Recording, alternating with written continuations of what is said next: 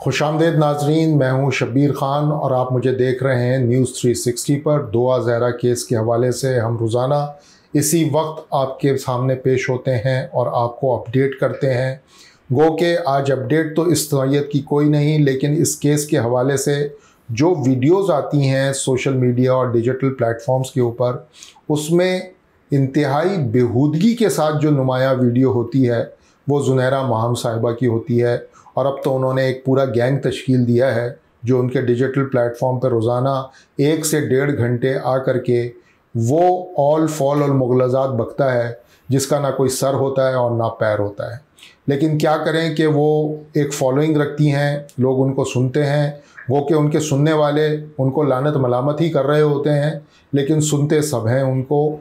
आज मैं इसी तरफ एक निशानदेही करना चाहूँगा कि वो जो कर रही हैं और उसमें क्या कह रही हैं, और ख़ुद आप अंदाज़ा लगाएं कि दुआ ज़हरा केस तो कहीं दूर रह गया है, वहाँ पे अब जो कुछ डिस्कशन हो रही है वो उस लेवल की हो रही है जिसका दूर दूर तक दुआ ज़हरा केस और उसके मेरिट से ताल्लुक़ नहीं है। मिसाल के तौर पे गुज़श्ता रोज़ उन्होंने एक वीडियो की जिसमें उनके साथ बिलाल अहमद साहब, एक नाम नेहाद साफ़ी हैं, वो बैठे थे, और एक 10 साला एक्सपीरियंस्ड अली जाफ़री एडवोकेट हैं। वो मुझे कभी कभी बहुत ही मिलते जुलते लगते हैं चौधरी ग़ुलाम हुसैन, जो कि ARY के एंकर हैं। उनसे उनकी ममासलत बहुत ज़्यादा है। उनके बातचीत का अंदाज़ भी कुछ वैसा ही वखरा किस्म का है और बहुत अच्छा किस्म से बदकलामी करते हैं। उनकी बदकलामी में बड़ी उनको मलका हासिल है। तो वो जो बातें होती हैं वो ज़रा मैं आपको चीदा बता दूं कि वो क्या बातें करते हैं। मिसाल के तौर पे कि ज़ुनैरा माहम साहिबा कहती हैं कि दुआ ज़हरा के जो वालिद हैं वो या तो IG लग जाएं या DIG लग जाएं, वो चीफ़ मिनिस्टर भी सिंध के लग जाएं, वो सारे कानून अपने हिसाब से बना लें। ज़ुनैरा साहिबा को शायद ये पता नहीं है कि चीफ़ मिनिस्टर या IG या DIG या गवर्नर कानून नहीं बनाता। कानून जो है वो एक पार्लियामान बनाती है, सिंध की एक असम्बली है। वहाँ पे कोई लगभग 100-150 के करीब 160 के करीब मेंबर्स हैं। वो 160 मेंबर कानून बनाते हैं और वो अकेला चीफ़ मिनिस्टर के बस की बात भी नहीं है। वो उसको असम्बली इलेक्ट करती है, लेकिन वो अकेला कानून नहीं बना सकता। कानून के लिए उसे असम्बली का ही सहारा लेना पड़ता है। अगर उसको मेजॉरिटी वोट मिलेगा तो वो जो है वो कानून बन जाएगा। तो ज़ुनैरा माहम साहिबा की शायद नॉलेज इतनी लिमिटेड है कि वो ये समझती हैं कि कानून जो है वो चीफ़ मिनिस्टर या IG या DIG और ये सारे मिलकर के बना लेते हैं। ऐसा मैडम होता नहीं है। फिर अली जाफ़री एडवोकेट साहब ये बातें सुन रहे थे जिस वक्त ज़ुनैरा माहम साहिबा ये बातें कर रही थी, वो सुन रहे थे और उन्होंने उनके सर में उनसे जब पूछा ज़ुनैरा माहम साहिबा ने कि सर अली जाफ़री साहब मैं आपको सही कह रही हूँ ना, क्या ऐसा ही हो जाना चाहिए? वो कहते हैं जी बिल्कुल ऐसा ही हो जाना चाहिए। अली जाफ़री साहब आप एडवोकेट हैं, आप ख़ुद कह रहे हैं कि आप 10 साल से प्रैक्टिस कर रहे हैं, आप इस तरह के केसेस रोज़ाना देखते हैं, तो आप भी ये समझते हैं कि कोई कानून इसी तरह बन सकता है जिस तरह के ज़ुनैरा माहम साहिबा कह रही हैं कि चीफ़ मिनिस्टर बन जाए मेहदी अली काज़मी, कोई ऑर्डिनेंस लगेगा, कोई ऑर्डिनेंस आएगा कि वो चीफ़ मिनिस्टर लग जाएंगे। ऑर्डिनेंस के ज़रिए चीफ़ मिनिस्टर तो बन नहीं सकता कोई भी। या IG लग जाएंगे तो वो पुलिस सर्विस में ही नहीं है, तो वो IG कैसे लग सकते हैं? वो किसी सर्विस में ही नहीं है। तो बेसिकली ये लग़्व बातें वहाँ बैठ कर के हो रही हैं। उससे पहले एक वीडियो की गई जिसमें उन्होंने कह दिया अली जाफ़री एडवोकेट साहब ने कि जी दुआ ज़हरा और ज़हीर अहमद का जना बिल रज़ा हुआ है, जना बिल जबर नहीं हुआ। वो यानी कि उनका मुद्दा ये था कि अगर आप उनका निकाह नहीं मान रहे तो ठीक है, निकाह नहीं हुआ होगा, लेकिन जना बिल जबर भी नहीं हुआ, जना बिल रज़ा हुआ है। अब ये एक एडवोकेट्स के मुंह से ये बात कि जी जना बिल रज़ा हो रहा है, तो आप क्या चाह रहे हैं कि ये हो जाए? ये बहुत अच्छी बात है, ये प्रमोट कर दिया जाए इस बात को और इसको आगे बढ़ाया जाए। ये किस तरह की बातें हैं आप लोगों की? फिर आप ये कहते हैं कि मेहदी अली काज़मी साहब जो हैं उन्होंने एक एक लम्हे पर झूठ बोला है अपनी फैमिली के हवाले से। उनकी फैमिली में कभी भी उनके साथ दुआ ज़हरा इतनी क्लोज़ नहीं रही। ये बात आपको कैसे पता चली कि एक बेटी अपने बाप के कितने क्लोज़ थी और कितने नहीं क्लोज़ थी? ये आपको दुआ ज़हरा ने बताया है। तो इस तरह की लग़्व बातें प्रमोट की गई। फिर वो बिलाल अहमद साहब हैं, वो सहाफ़ी कहते हैं अपने आप को, ताल्लुक़ उनका इस्लामी जमीयत तलबा से रहा है।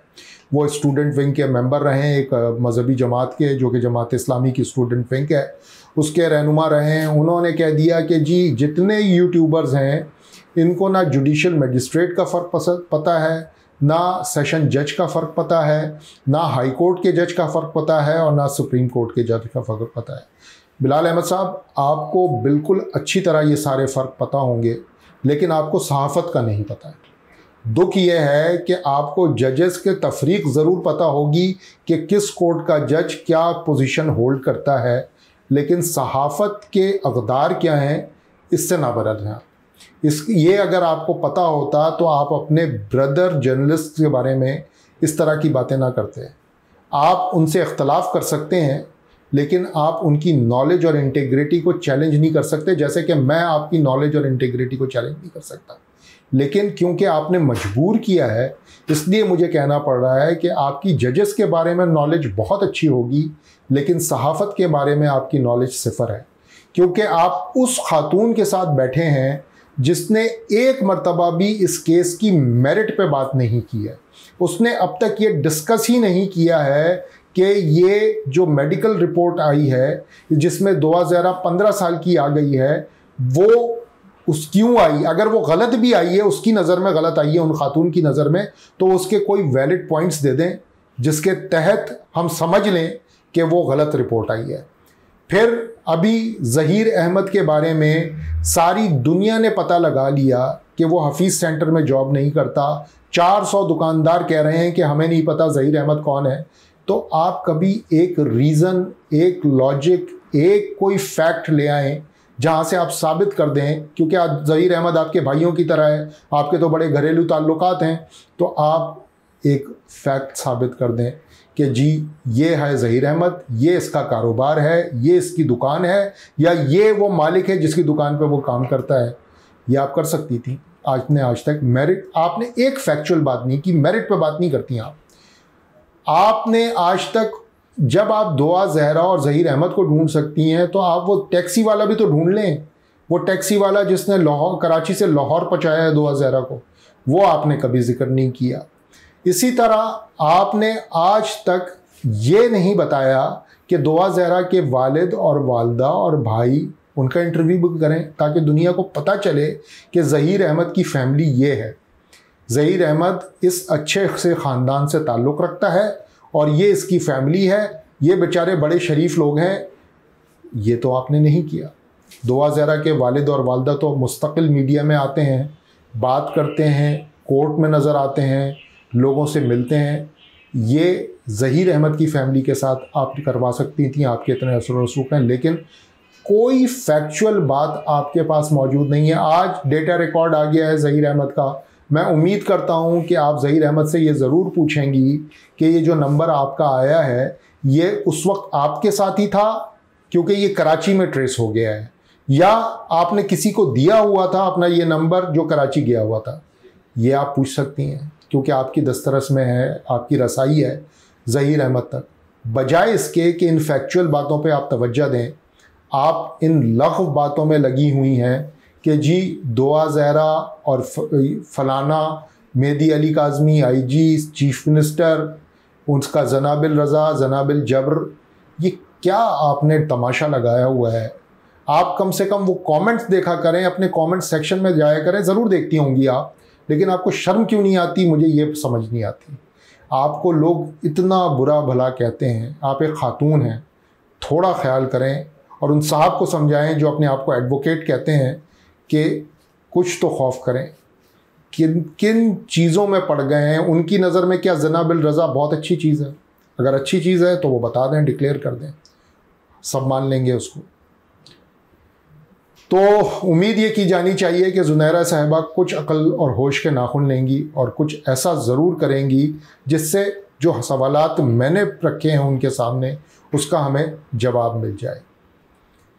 दोबारा दुआ ज़हरा के मामलात के ऊपर ही आजकल हम ज़ाहिर है फोकस किए हुए हैं, तो दोबारा आपसे मुलाकात होगी इसी मौजू के साथ। तब तक के लिए इजाज़त, खुदा हाफ़िज़।